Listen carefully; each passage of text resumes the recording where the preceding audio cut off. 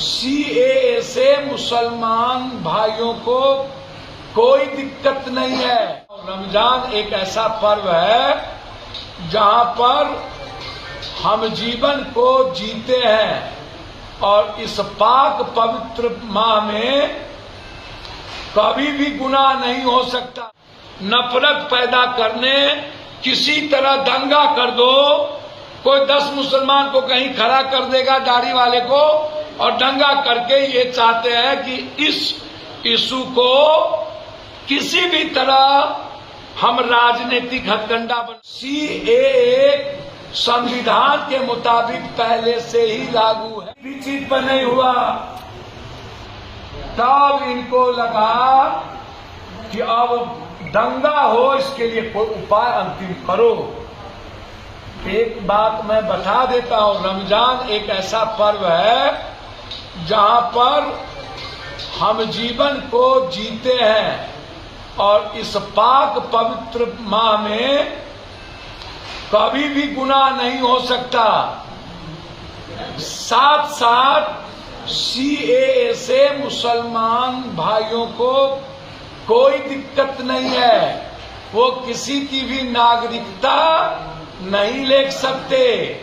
CAA संविधान के मुताबिक पहले से ही लागू है। जो लोग संविधान के मुताबिक इन देशों से, अफगानिस्तान, बांग्लादेश, पाकिस्तान, देशों से, श्रीलंका से जो लोग शादी करके या किसी भी तरीके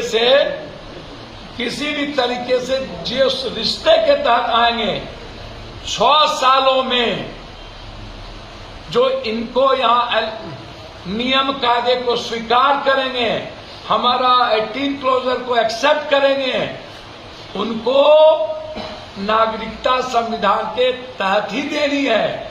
संविधान से इतर कोई कानून नहीं हो सकता। मूल ताकत जो संविधान की है वो है समावेशी, सर्वधर्म समभाव वसुधैव कुटुंबकम का। इसीलिए आप इसको समझिए।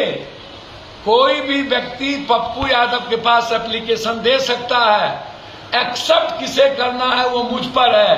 तो बीजेपी को जब ये पता है कि नागरिकता किसको देनी है और सरकार आप ही की है, तो फिर ये डर का, भय का वातावरण पैदा करने और जबरदस्ती एक आंख बिचौली का खेल खेलने और पोलराइजेशन के लिए कि हमने ये भी किया है, नफरत पैदा करने, किसी तरह दंगा कर दो, कोई 10 मुसलमान को कहीं खड़ा कर देगा दाढ़ी वाले को और दंगा करके ये चाहते हैं कि इस इशू को किसी भी तरह हम राजनीतिक हथकंडा बनावे। और अंतिम, कल इसीलिए इसको किया गया, नहीं किया जाता।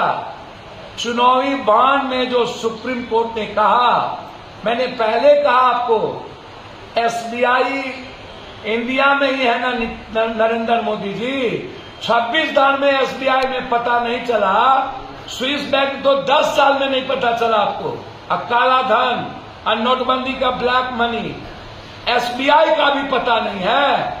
आज कोर्ट में हल्फनामा दायर करना है और चुनाव आयोग को कल पूरा का पूरा अपने वेबसाइट पर डालना है कि किसने दिया 7,000 करोड़, उसके पीछे क्या कारण है। इस बड़े मुद्दों को ढकने के लिए इन्होंने अपनी एक शगुफा छोड़ दी, पोलराइजेशन और गलत तरीके से जनता को बरगलाने के लिए। इसका ना कोई घाटा